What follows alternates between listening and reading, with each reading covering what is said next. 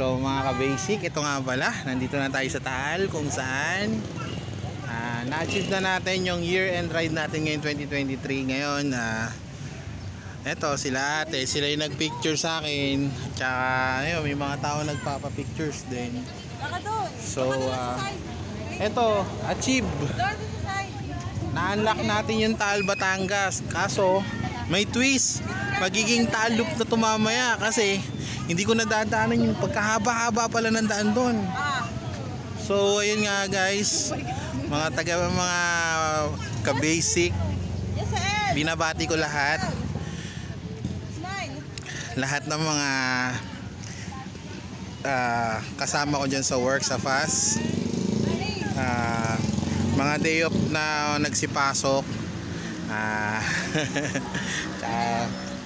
Mga kasama ko, the Fallen 60. Tapos ang mag-ina ko sa bahay. At saka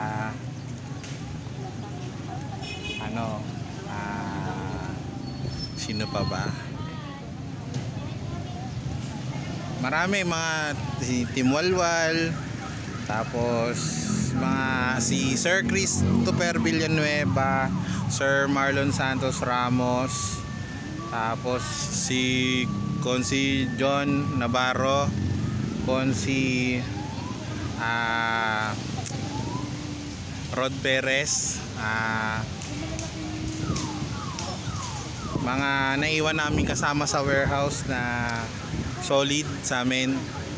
At saka sa lahat ng sumusuporta sa vlog at profile ko sa FB.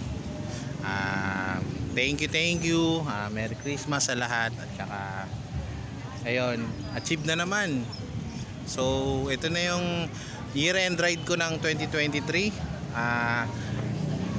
Salamat kay Papa God kasi hindi naman ako pinabayaan sa bawat rides ko simula noong January 2023 hanggang itong December 2023.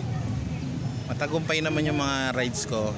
Hindi ako nasaktan, na disgrasya or kahit na ano. At pinakamahalaga doon, hindi ako pinapabayaan ni Papa G. So thank you. Napaka-rough ng 2023 ngayon, pero kahit na ayun, fighting lang. So mga ka-basic, thank you. Hit like, share and subscribe. Basic Light Adventures.